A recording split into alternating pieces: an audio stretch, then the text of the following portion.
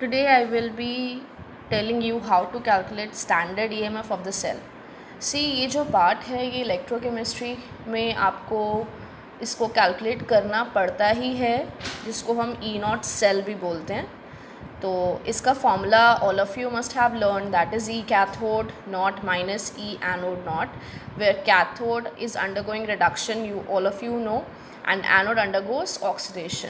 But बजाय ऐसे करना, इसका एक और आसान तरीका है जो आप E naught cell in a reaction 10 second से भी कम में कैलकुलेट कर सकते हैं. कैसे? बिफोर दैट जस्ट कुछ points you have to remember. पहले तो remember that your reaction should be in terms of reduction potential, the main important thing. Reduction potential में वैल्यूज़ होनी चाहिए. अगर बाई चांस आपको रिडक्शन पोटेंशियल में नहीं दिया, सपोज आपको ये वैल्यू दे दी, you can see zinc is undergoing oxidation, right, because zero oxidation state is changing to +2. So आपको वैल्यू ये दे दी इन्होंने ऑक्सीडेशन की. आपने उसको रिडक्शन पोटेंशियल में बनाना है. कैसे करना है? जस्ट रिमेंबर, कुछ करने की ज़रूरत नहीं है, बस जो भी आपको साइन दिया होगा आपने उस साइन का उल्टा लगा देना है, राइट. जैसे यहाँ प्लस दिया हुआ था तो I have change this oxidation and reduction just by changing the sign. बस आपने ध्यान रखना है कि जो रिएक्शन दी हो वो रिडक्शन पोटेंशियल के टर्म्स में ही दी हो.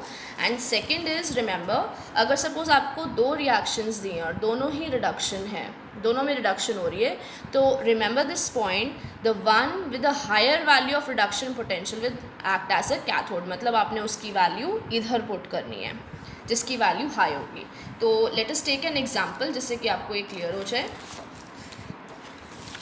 See this, suppose I am starting with this question now.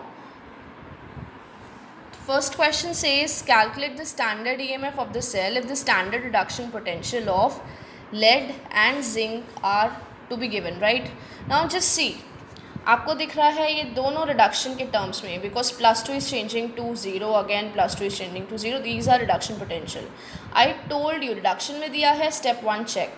Now second value, अब देखिए दोनों रिडक्शन है तो मुझे कैसे पता चलेगा किसको कैथोड लेना है किसको एनोड. तो जिसकी वैल्यू ज़्यादा बड़ी होगी that you have to take as cathode, right. तो बड़ी वैल्यू इन दोनों में से, बिकॉज माइनस साइन दिया हुआ है तो माइनस में छोटी टर्म्स जो होती हैं विद माइनस साइन वो बड़ी होती है. इसका मतलब this is going to act as cathode, means lead is going to act as cathode and this is going to act as anode. Just आपने वैल्यूज़ लिखनी है. If you remember the formula, E cathode minus E anode, right. तो आप values यहाँ लिखेंगे minus, क्योंकि formula में minus होता है. एनोड की values already given in minus 0.763, तो 0.126, it becomes plus 0.763 and your answer comes out to be 0.637 volt. See, मैंने 10 सेकेंड से भी कम में अपना ये आंसर निकाल लिया. जस्ट आपको कुछ पॉइंट्स याद रखने हैं, आप बहुत जल्दी ये निकाल सकते हैं. ई नॉट सेल की आपको वैल्यू या तो दी होती है न्यूमेरिकल्स में, या मोस्ट ऑफ द टाइम्स आपको कैलकुलेट ही करनी पड़ती है. तो इसमें आपका ज़्यादा टाइम वेस्ट नहीं होगा किसको कैथोड लें किसको एनोड लें. Just by remembering the 2 points which I have discussed आप फटाफट ये कर सकते हैं. Now come to the next question.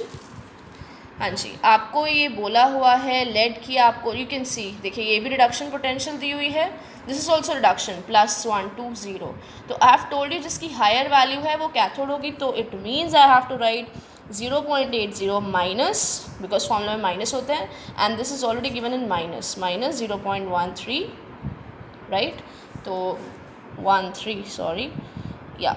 So your value would come out to be 0.93 volt. See, कितनी जल्दी हमने आंसर निकाल लिया, right?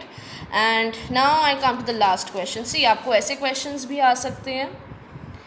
What they are asking, आपको यहाँ पे they are saying कि on the basis of above information you have to compare the feasibility of further oxidation state of +2. Means आपने ये देखना है क्या ये रिएक्शन हो सकती है या नहीं. तो this thing I am giving you as your homework, right. अगर आपको क्लियर हो गया होगा तो आप ये इजीली कर लेंगे, right. And you can tell me your answer in comment section, right. अगर कोई चीज़ आपको नहीं क्लियर होती you can ask in the comment section. Thank you for watching.